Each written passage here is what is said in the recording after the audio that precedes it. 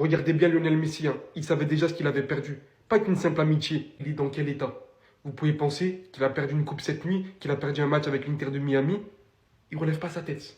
Il est effondré. Dites-vous qu'il était comme ça devant la cérémonie de départ de Sergio Busquets. Son départ, c'était pas sa principale préoccupation. Il savait surtout que l'argent qu'il prenait grâce aux highlights avec Sergio Busquets sur les réseaux sociaux, c'était terminé. Il y a de quoi être dans l'état de Lionel Messi quand vous voyez que moi, une seule vidéo sur lui me rapporte ça. Vous pouvez faire de même en plus sans montrer votre tête, en profitant justement de toutes ces images, ou même allant chercher des reportages sur lui, que vous allez glisser sur imakeit.io. C'est une IA qui va formatiser votre vidéo en format TikTok et automatiquement extrait sans vous prendre la tête tous les moments les plus viraux de votre vidéo. Et en plus de cela, vous pouvez y ajouter toutes les options manuelles que vous souhaitez. Et voilà que votre vidéo est bien évidemment prête à être postée et gagner dessus. On est désolé Messi, tu peux peut-être plus en profiter avec Busquets, mais nous on va profiter sur toi. On est que le 5 octobre, mais donnez-lui le soulier d'or de l'APL, il a aucune concurrence. Au début de la saison, on se disait, est-ce que Gyökeres va pouvoir rivaliser avec Haaland? Il marquait 108 buts par saison au Sporting, mais on a vu que c'est compliqué pour lui. Quand tu vois le début de saison de Salah, on a compris, on sait très bien que ça va être compliqué pour lui d'être meilleur buteur de première ligue. Mais regardez-moi ces stats de fou furieux, c'est pas normal, on est le 5 octobre, il a déjà 18 buts, toutes compétitions confondues. Moi je vous le dis, j'arrive pas à comprendre comment il y en a qui aiment pas Haaland. Alors oui, c'est pas le neuf le plus complet, c'est pas Karim Benzema, c'est pas lui qui va faire jouer les coéquipiers, mais en termes de finition, c'est exceptionnel ce qu'il fait, on va pas se mentir, il se rapproche de CR7. En finition pure, ce mec-là, il rate quasiment jamais devant les cages. Quand tu regardes son but aujourd'hui, mais c'est un bulldozer. Le mec, tu peux pas lui prendre la balle, il joue de son corps.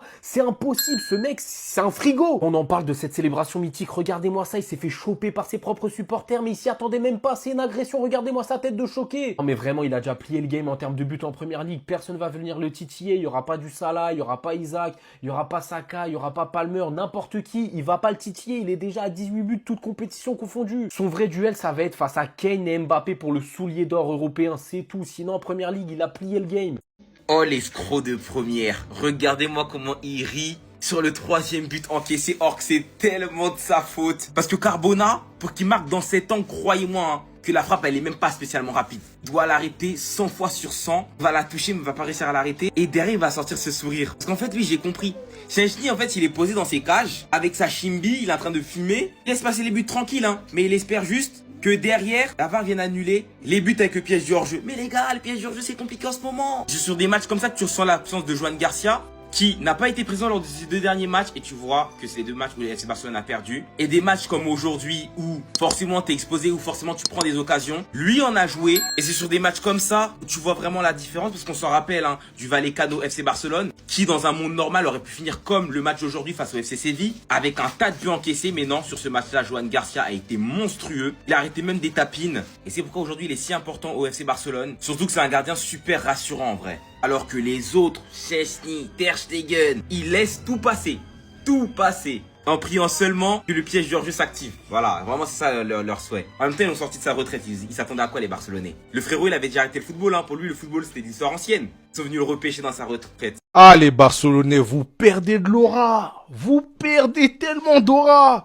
Déjà, le match contre PSG, on n'a rien dit. Vous avez perdu contre l'équipe B du PSG. On s'est dit, au calme, ça arrive la contre-performance. Vous restez le Barça. Pour le Classico, vous nous faites encore peur. Aujourd'hui, vous avez perdu tout votre aura. Vous avez perdu tout votre aura. Alors oui, il y a un contexte. Vous prenez 2 buts très rapidement. Vous revenez à 2-1 à la mi-temps. C'est un schéma qu'on connaît chez vous. Après, en deuxième période, vous faites la différence. Il y a eu un penalty pour faire le 2-2 qui a été loupé par Lewandowski. Et je sais, et je reste persuadé que si vous aviez mis ce penalty-là, vous aurez gagné le match. Vous avez raté. Et ensuite, en fin de match, vous avez craqué. Séville a déboulé. Ils vous ont mis 4-1. Ça reflète pas l'entièreté du match. Le gardien de Séville est homme du match. Il fait le match de sa vie. Ok, y a pas de souci. Mais ça n'en reste pas moins une défaite 4-1. On m'a toujours dit qu'une grande équipe ne perd jamais 2 fois d'affilée. Et là, c'est le cas pour vous. Franchement, là, vous m'avez rassuré. Parce que moi, bien que hier, on a gagné contre Villarreal, j'étais pas confiant de mon équipe, j'étais pas confiant de mon Real. Mais aujourd'hui, vous m'avez rassuré, les Barcelonais. En vrai, le Classico, vous restez encore favoris, mais c'est 50-50. J'ai plus peur de vous. Vous avez perdu Badora. Vous avez perdu votre aura. Qu'est-ce qui s'est passé, les frères? Dites-le moi en commentaire. Expliquez-nous, pour vous, qu'est-ce qui explique cette défaite? Ridicule. Un match ridicule. Revenez par pitié. Par pitié, vous êtes là en train de siroter votre café. Vous savez très bien que c'est vous la clé. Vous êtes là, nous, on souffre ici, là. De la prestation de l'arbitre à la prestation des joueurs. Faut en parler de la prestation de l'arbitre. Parce que là, il a voulu tout simplement être la star du derby. Il a voulu être la star du derby. Comment tu siffles un carton rouge, 3 pénaltys, dont Un inexistant. Tout le monde l'a vu. La balle, elle touche le torse de Crépin Diatta. Elle effleure la main. On est là, on comprend rien aux règles. On nous dit que quand ça touche un membre du truc et après que ça touche la main, ben il n'y a pas main. Ben là, non, penalty. Pourquoi? Parce qu'il compense un carton rouge qui a été logiquement donné à Ali Abdi qui s'est essuyé les crampons sur Mika Biret pour aucune raison. Voilà, donc deuxième carton jaune, mais il compense avec des pénaltys donnés comme ça à la va-vite. Le pénalty qui est sifflé, il est même pas flagrant. Voilà, il compense encore une fois parce qu'il a donné un faux pénalty à Crépin Diatta. Tout ça contre Crépin Diatta. On va pas se cacher derrière l'arbitrage parce qu'on n'a pas mis les ingrédients nécessaires pour gagner un derby. Alors oui, on a laissé des plumes à Manchester City, on a senti que les organismes ça poussait, mais je suis désolé, un second souffle. Lors d'un derby, il faut un second souffle. Ansu Fati, doublé sur penalty. Mais il n'a pas été fameux dans le jeu, on va pas se mentir. Même si ça reste bon pour la confiance. Vous savez très bien à quel point je kiffe ce joueur. Moi, en ce moment, c'est pas ça. En ce moment, il passe à travers de toutes ces rencontres. C'est pas le Akliouche qu'on aime. C'est pas le Akliouche virevoltant. C'est un Akliouche qui fait trop de touches de balle. C'est un Akliouche qui n'est plus génial comme il a pu l'être. Des déchets, il perd des ballons, il n'arrive pas à trouver de solution, il a eu quelques passes intéressantes en fin de match.